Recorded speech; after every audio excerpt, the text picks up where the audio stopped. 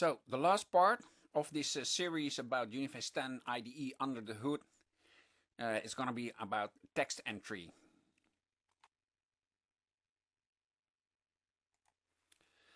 So I explain that all the information here is static HTML, yeah. But you also have seen me editing stuff. I changed this. I can change it to something else, yeah. I can use graphical navigation to another component, but I can also immediately type it in, like this one, yeah. So there is text entry. So how is that done? Probably you have guessed how that works.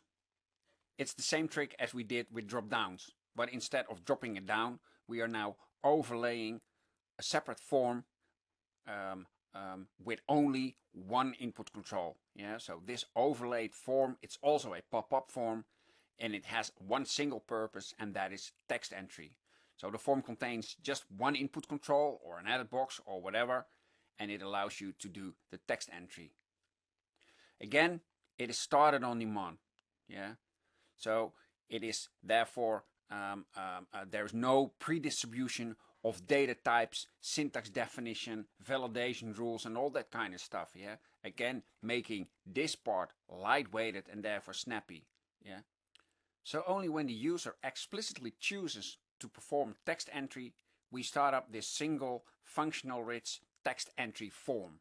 It's one form component that contains all editing facilities for text entry.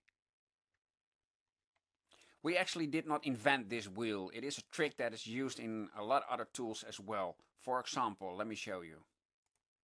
We're now looking at the Windows Explorer. Yeah, I can open some folders, somewhere, like for example over here, Uniface 10. Yeah, you see here a whole bunch of files. Now, those files are all static.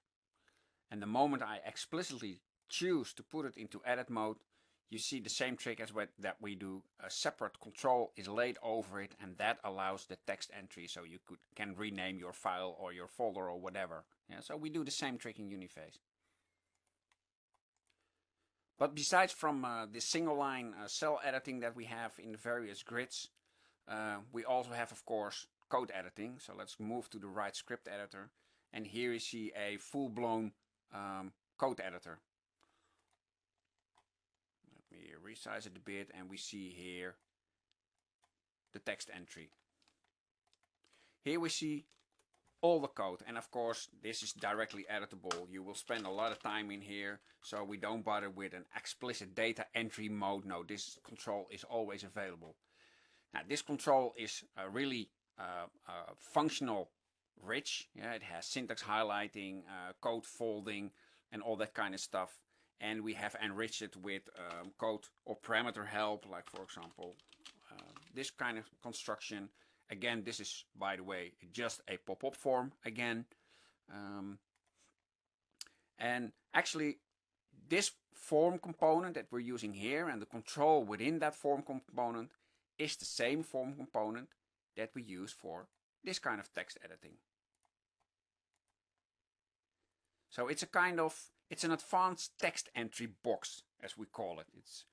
It's a kind of super proc box, if you want to refer to version 9.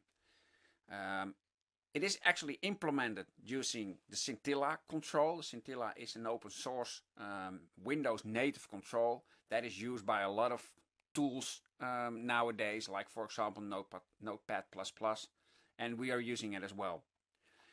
It's this widget that facilitates syntax highlighting, code folding, and line numbers and that kind of stuff. And we have plugged it into Uniface, made it available as a Uniface widget, and then enhanced it with code completion, drop downs, parameter help, and all that kind of stuff. We have plugged in more syntaxes like the proc script syntax, and of course JavaScript, HTML, and CSS syntax were already available in Scintilla. And it is used for all types of text entry, whether it is the single line property value entry or multi-line code editing, yeah, or search box or the U-bar. It's always the same form component with this very rich Scintilla widget in there, so that we constantly have the ability to switch on text editing facilities. Yeah, it's just depending on the context where we're using the control for. We will switch on and off facilities. It's constantly the same component, whether it's contained or whether it's pop-up.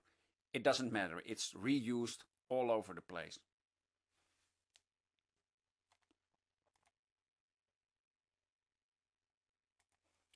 Okay, let's recap. The chosen technology to build the IDE in is Uniface. It's not Java, it's not something else, it's just Uniface.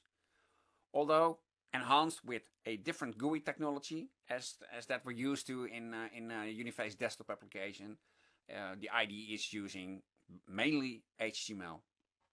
And in combination with CSS3, it allows you to have really fancy layouts. The architecture is MVC, yeah, so it allows us to have controllers and multiple views having their own specific views on the data. We use view containment using form containers to divide the data heavy big user interfaces into smaller reusable parts, and we can even reuse those parts as overlay and pop-up forms as well.